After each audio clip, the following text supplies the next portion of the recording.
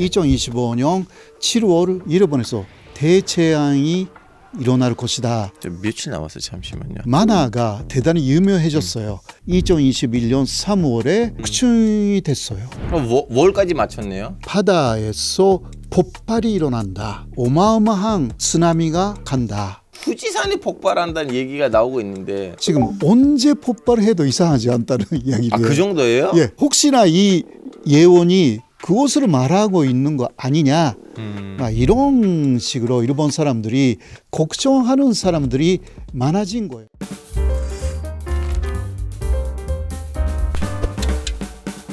이게 웬 난리지? 난리지 쇼에 오신 것을 환영합니다. 저는 진행을 맡은 알파고입니다. 최근 홍콩에서 일본행 항공편 예약이 줄줄이 취소되고 있는 일이 벌어졌습니다. 바로 다음 달이죠. 2025년 7월 5일 일본에 대재앙이 일어날 거라는 괴담이 온라인에서 퍼지고 있기 때문이라는데요. 정말 일본에 대재앙이 닥쳐올까요? 유독 일본에서 이런 대재앙 소리 자주 퍼지는 이유, 일본에서 온 전문가를 모시고 알아보겠습니다. 어서 오세요. 안녕하세요. 네, 교수님 물론 너무 유명하신 분이시긴 하지만 자기소개 부탁드리겠습니다. 안녕하십니까. 저는 호사카 유지라고 합니다. 이름은 일본 이름인데요. 한국 사람입니다. 2003년에 한국 사람으로 극적으로 완전히 옮겼기 때문에 우리 아이들도 다 한국 군대 다 다녀왔어요. 사람이 되어서 돌아와가지고 네. 굉장히 그 한국군에 감사하고 있습니다. 저도 민방위 갔다 왔어요, 교수님. 한국 분들은 여름 여행 많이 갑니다. 근데 일본 여행을 많이 취소한다는 얘기가 있어요. 2025년 7월에 네. 일본에서 대재앙이 일어날 것이다 라는 그 만화가 대단히 유명해졌어요. 그 영향이 좀 큰 것 같아요. 그 만화 내용을 좀 소개해 주실 수 있으신가요? 그 바로 이 만화인데요. 네. 이게 그 내가 본 미래라고 나와 있어요. 다츠키료라는 여성이 이 미래에 관한 꿈을 많이 봤다고 해요. 네. 그 자신이 이 큰 꿈이 네. 다 실현이 되었다. 네. 라고 하여서 1999년에 먼저 첫 번째 만화를 냈어요. 네.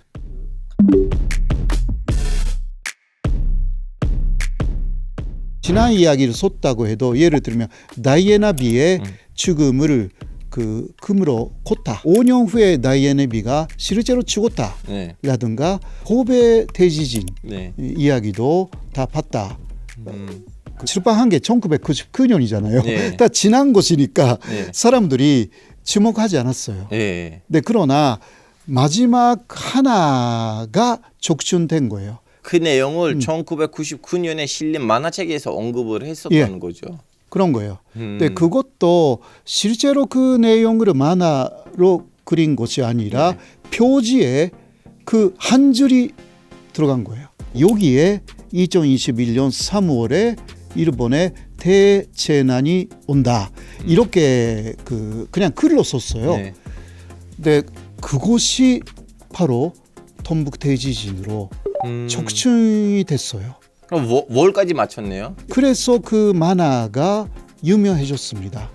이 사람이 진짜 미래에 관한 꿈을 그릴 수 있는 거 아닌가. 그래서 그 사람의 책이 엄청나게 팔려가지고요. 네. 그러나 그 사람은 11년 정도 만화를 그리지 않았어요. 그런데 2021년에 새로운 책을 냈어요. 바로 이거예요. 네, 이 안에는 새로운 내용이 들어갔어요. 4년 전에 나온 책이죠, 이 예, 책이. 예. 4년 전에 나왔는데 바로 올해 2025년 7월 5일 일본에 대재앙이 온다라고 기재가 됐어요. 며칠 남았어요, 잠시만요. 한 달 정도네요. 이러한 그 그림이 그려져 가지고요. 어떤 내용이냐고 하면 그 일본의 남쪽 그리고 대만 동쪽 그 필리핀 가까이에 네. 어떤 그 바다에서 폭발이 일어난다. 이 영향으로 일본에게 어마어마한 쓰나미가 간다. 그렇게 해서 일본의 3분의 1에서 4분의 1 정도가 물에 잠기고 살아남은 사람들은 거의 그 동쪽에서 다 살고 있더라. 네. 홋카이도라든가 네. 동북 지방에만 사람이 보이고 남쪽은 다 전멸됐다. 이 폭발의 영향으로 네. 필리핀, 대만, 홍콩의 육지가 연결되었다. 이게 금에서 다 본 거예요. 그리고 약간 이게 다른 금이기도 하지만 네. 그러한 지진 때문인지 자신도 죽었다. 그 자신의 장례식으로 또 봐요. 만화 때문에 한국 사람들까지 이렇게 영향 미치는 거는 좀 이상한 현상이긴 한데 이상하죠. 네. 그 만화뿐만이 아니라 네. 실제로 그 남해 해곡 대지진이라는 것이 일어날 가능성이 있다.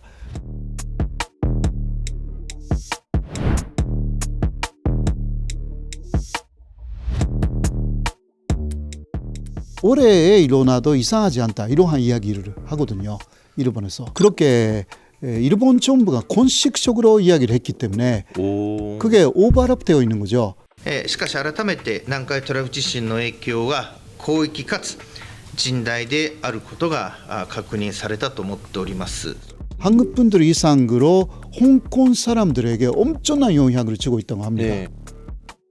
혹시나 이 예언이 그것을 말하고 있는 거 아니냐, 막 이런 식으로 일본 사람들이 걱정하는 사람들이 많아진 거예요. 이 예언을 믿는다라기보다 동북 대지진의 3배 정도의 쓰나미가 오는 거예요. 그렇게 해서 23만 명에서 30만 명 정도가 죽는다.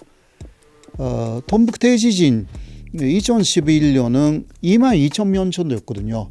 그러니까 10배 이상의 인명 피해가 일어나고 16조 엔에서 25조 엔 정도의 굉장한 경제적인 손실이 있었어요. 그곳에 몇 배나 혹은 몇십 배나 경제적인 손실이 있을 것이다. 후지산이 폭발한다는 얘기가 나오고 있는데. 네네. 후지산은요. 네. 화산을 연구하는 사람들 있잖아요. 네. 지금 언제 폭발해도 이상하지 않다는 이야기를. 그 정도예요? 예, 그 정도예요. 근데 저는 후지산에 갔는데 뭐 무슨 연기가 안 나오잖아요. 실제로 폭발할 때는 한 달쯤 전부터 조금씩 그 어딘가에서 용기가 난대요. 지지하고 조금 다른 부분은 그렇게 예측할 수가 있다. 후지산은 그 사람의 나이로 말하면 10살 정도래요. 10살이니까 조만간 사춘기. 마그마라고 있잖아요. 이게 완전히 축적이 되어 있어가지고요. 그러니까 지금 활동하고 싶어서 예. 그런 아이예요. 예. 그러니까 언제 뭘 하는지 몰라 진짜. 큐슈에 있는 사쿠라지마라는 화산이 있어요. 네. 매일 폭발하고 있어요. 지금 용기가 3,500m 정도 매일 올라가고 있어요. 그러니까 오히려 화산 학자들은요, 이게 후지산 쪽까지 연결되어 있는 거 아닌가 이렇게 이야기하기도 해요. 일본 요르도가 활동기에 들어갔구나. 도쿄 사람들의 분위기가 어때요? 야, 후지산 폭발하면 우리가 망하는데 뭐 좀 대비하자, 뭐 어떤 분위기예요? 그런 것은 없고요. 네. 사실 지진에 대해서도 매일 지진이 나니까 일본은. 네. 제가 중학교 고등학교 때도요. 교실에 있으면요 흔들려요. 네.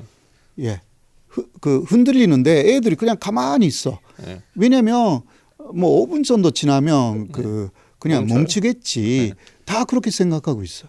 근데 요새 조금 다른 부분은 고베 대지진이나 동북 대지진이 있었기 때문에 네. 조금 고지기 시작하면 이제 비난하기 시작해. 그러면 정부는 무슨 대비가 있어요? 아무것도 안 해. 왜 아무것도 안 하냐? 네. 해도 막을 수 없기 때문에. 아니 막을 수는 없지만 시민들이 대피시킬 수가 있어요. 지진이 일어나면 대피시키면 안 되잖아. 네. 잘못하면 오히려 그 동북 대지진이 일어났을 때 다 네. 대피소가 있었어요. 네. 거기에 도망간 사람들이 다 죽었어. 왜요? 그때는 쓰나미 때문에 엄청나게 죽었어요. 그때는 15m 정도의 쓰나미가 왔어요. 네. 근데 그때는 위로 간 사람들이 살아남았어요. 그런데 대피소는 학교라든가 그런 데 있었어요. 거기에서 한꺼번에 500명, 이쪽에서도 한꺼번에 1000명 그렇게 죽었어요. 이제 대피소로 가는 것도 힘든 거예요. 그래서 일본 정부는 뭘 하냐고 하면 피해를 최소화시키자. 다 막을 수는 없다. 네. 그래서 최소화시키기 위해서는 어떻게 하면 되느냐라고 인터넷 사이트에서 혹은 TV에서 홍보를 많이 하고 있어요. 그래서 예를 들면 일단 대지진이 일어나거나 네. 대체해가 일어나면 일주일 정도 살아남을 수 있는 식량, 그러니까 일본 사람들이 다 지금 그런 거 준비하고 있거든요. 여러 가지 뭐 위약품이라든가 그때는 병원도 무너질 수 있다. 일단 알려줄 테니까 니들 알아서 해. 일본 정부나 지자체가 할 수 있는 거 없어. 이거예요. 이민 갈 생각이 없어요, 일본 사람들이. 이민 갈 생각은 5명 중 한 사람이 있어요. 일본의 찬내에 네. 대해서 불안하다라고 이야기를 해요. 제가 한국에 왔을 때 좀 몰랐어요. 여기 지진이 없다라는 게. 네. 너무 신기했어요. 근데 좋은 거예요. 1937년이었어요. 중국하고 싸우기 시작해요. 그 해에. 그런데 일본에서 또 자꾸 지진이 나니까 일본 정부는 그 일왕의 집 방고라고 해요. 방고. 그것을 서울에 옮기자고 계획을 세웠어요. 그거는 실현되지는 않았어요. 전쟁 시작됐으니까.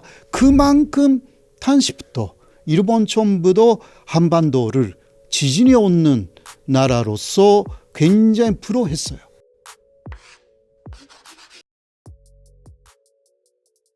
일본 대재앙 이걸로 관련된 영화하고 소설들도 있잖아요. 뭐 일본의 침몰이라는 영화들도 있었는데 일본 사람들 사이에는 좀 약간 잘 먹혀요? 먹혀요. 1973년에 일본 침몰이라는 영화가 나와가지고요. 그 영화는 계속 리바이벌 돼가지고 그 드라마로도 만들어지고요. 또 최근에도 다시 영화로 나오고 일본이 그 지진하고 화산 대폭발로 완전 침몰해버려요. 그런 거 좋아해. 일본 사람들이. 문화적인 그 종교적인 차이라고 할까? 불교 문화가 강하잖아요. 일본이. 그 불교 문화는 그 무상감이라는 게 하나 있어요. 영원한 것은 하나도 없다. 그리고 일본은 무사사회였기 때문에 언제 죽을지 모른다. 일본 사람들이 가장 좋아하는 꽃 벚꽃이잖아요. 사쿠라. 뭐 한 달 정도 피고 그냥 쳐요. 그러니까 아주 화려한 시기는 짧고 그 다음 다 없어진다. 그래서 예를 들면 명예를 위해서도 하루복을 했잖아요. 옛날에. 그게 대단한 뭔가 가치인 것처럼 언제 어떻게 될지 모른다 하면요. 오늘도 열심히 살아야 되겠다. 이렇게 되잖아요. 이것은 그 일본 정부에 있어서도 일본의 회사에서도 굉장히 좋은 거야. 오늘 일을 열심히 하면 언제 치고도 이게 이거 중동 사람들이랑 많이 다 달라요. 내일 나라가 망할 거라면 그럼 오늘 시자예요. 그러니까 일본의 가치관의 조금 다른 부분은 뭔가 좀 했다라는 그러한 포람이라고 할까? 이렇게 짧은 인생이지만 좀 잘 살았다. 내일은 너 죽을 수 있다라고 하면 뭐 할래? 가끔 그런 이야기를 해요. 일본에서. 그거는 약간 그러한 그 전체적인 그 가치라고 할까? 가치관. 그게 반영되어 있는 거 아닐까? 그렇게 생각해요. 경제 침체 속에서 자랐던 세대의 입장에서는 이미 경제적으로 불안을 느끼잖아요. 그것 때문에 이 대재앙 소리 더 뒷받침되고 dob이 되는 거 아닌가라는 생각을 드는데 교수님 어떻게 생각하세요? 그게 아주 직접적인 거잖아요. 사실 1985년에 브라자 합의가 있어가지고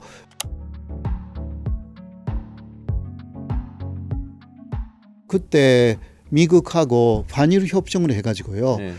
달러 약세 그리고 엔고가 됐어요. 네. 2배 정도 엔고가 돼요. 그 1년 만에.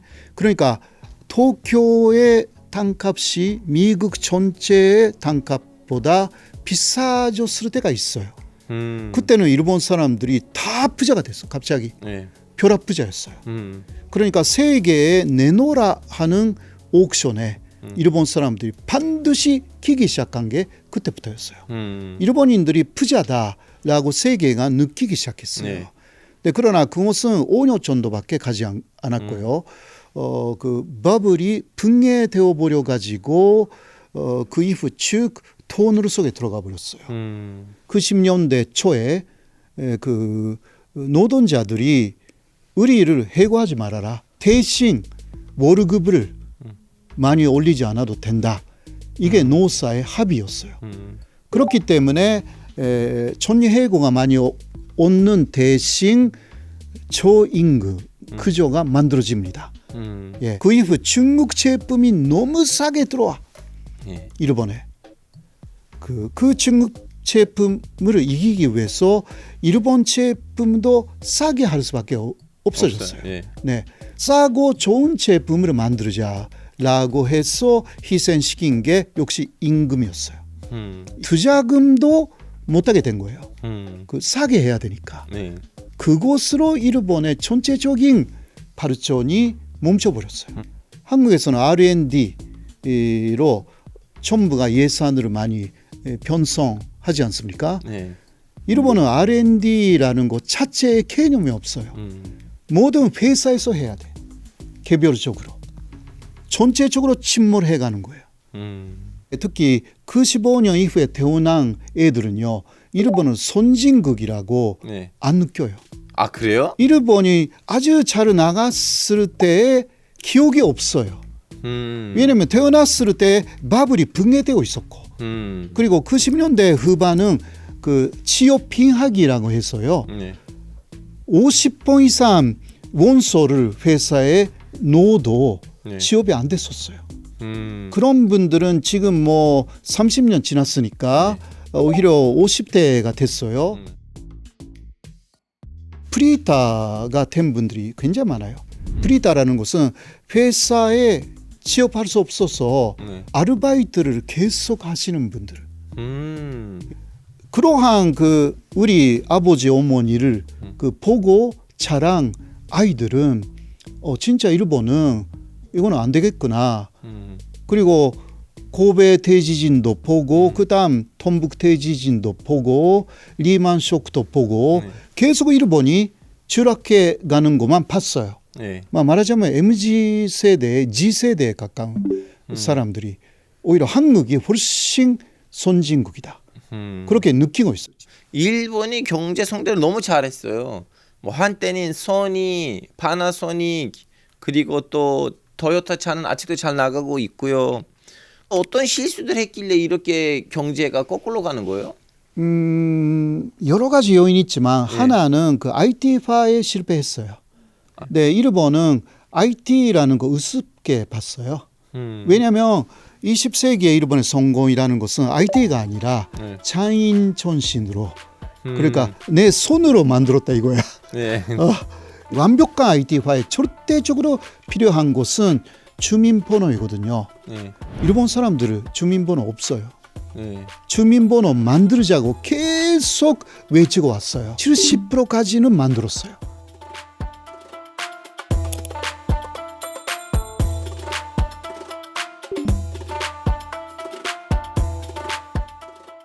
간쟁 아니고 그냥 원하면 만들 수 있는 식으로 할 수밖에 없어요. 그런데 30%의 일본인들은 지금도 저항하고 있어요. 이 포너를 만들어 가지고 정부가 나를 감시할 것이다. 예, 이렇게 생각하는 거예요. 한국에서는 그 어떤 주민센터를 가도 상관이 없잖아요. 네. 주민등록증만 있으면 모든 서류 다룰 수 있잖아요. 일본은 그건 못 돼요. 그 자신이 등록되어 있는 주소지에 가야만이 기본적으로 모든 것을 다룰 수가 있어요. 네.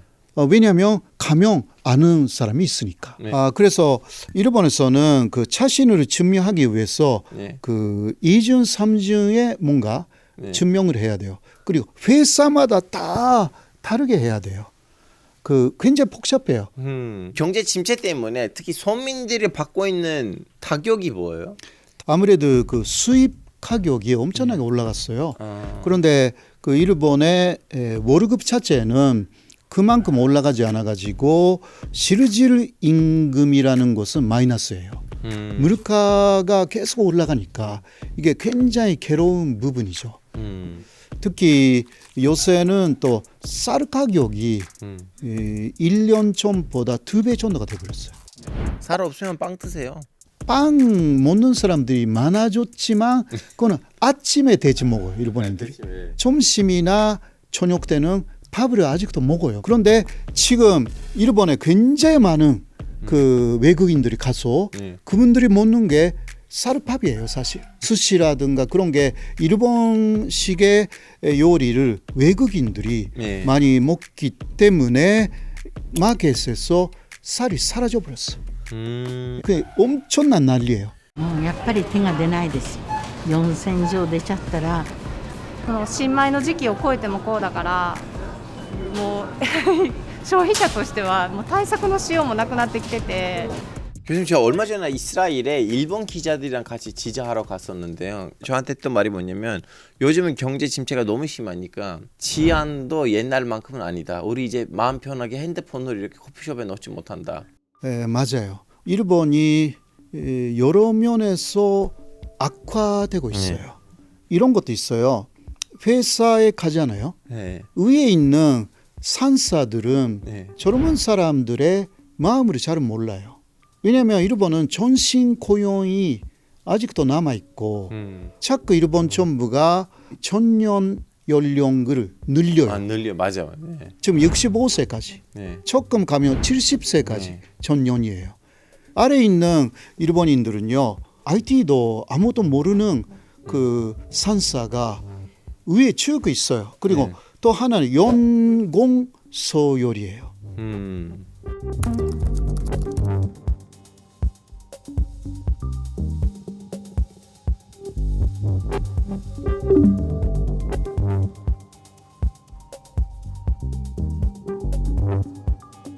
그러니까 아무리 실력이 있는 젊은이가 들어와도 조금은 월급이 되게 낮아요. 네. 좋은 그 직장이라고 해도요, 손이라든가 그런 데서도 저봉이 250만 원 정도예요. 실력이 있는 사람은 일본에 있는 거 이거는 내 실력하고 맞지 않는다라고 해서 개인 사업을 시작하거나 이러 그냥 회사에서 나가버려요. 네. 혹은 외국으로 가버려.